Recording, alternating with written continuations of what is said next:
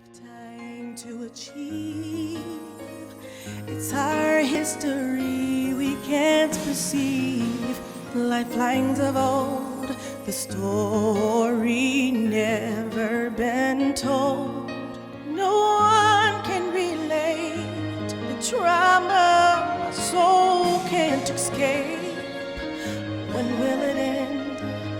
Heartaches like this never meant. Too long, waited too long, waited too long to speak.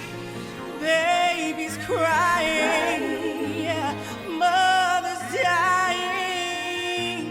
Forsake my faith. There is no time to wait.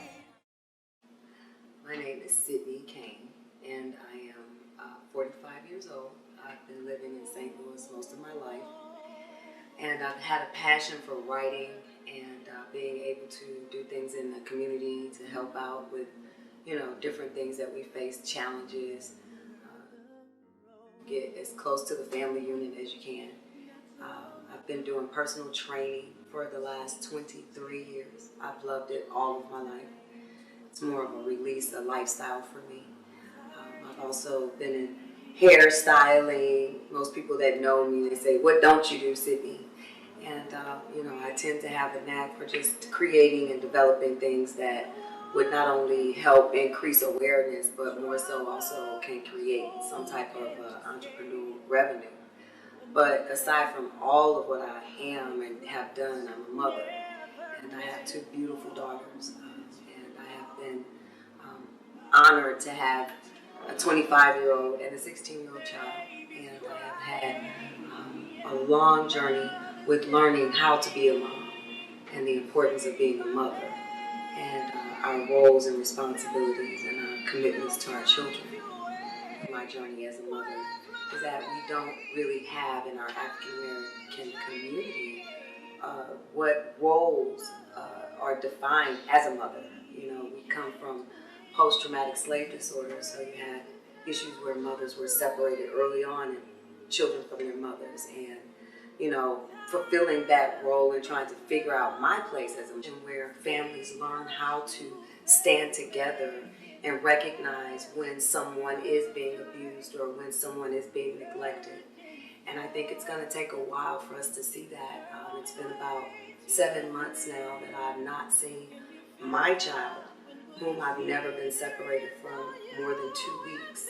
And to have a support system that they say is a support system in the legal system that supports rights as mothers, but you have so many oppositions when you're talking about age difference, and you have another cultural background that adds a whole dynamics to it. It becomes a big challenge to fight a system, and then within my own family, them not understanding their role and their responsibility as being a part of this village. So often we just kind of closed the door and said, "I didn't see anything," and typically that's how our slave history has trained us. Don't speak about it, we don't talk about it, but I think that the challenge now is to bring forth what we've experienced through abuse and neglect with not just ourselves personally, but how does it trickle into our next generation? Because the very thing that I fought for 19 years, I'm facing today, and trying to create support systems for children and abused parents that can get the mental health that they need, and reuniting mothers and their children. We have to learn how to rebuild that bond with the mother and child. So my plea is that not only will my daughter see how much I mean when I say I love her and I want to support her and create ways for her to heal, because hurting people hurt other people. And I don't think that our community has taken time to heal mentally and emotionally from the trauma of our slave history and being aware of our history. There's a long way to go, but I really am looking forward to the journey. And hopefully there are other people that want to join this journey, which is what about us, the African American mother,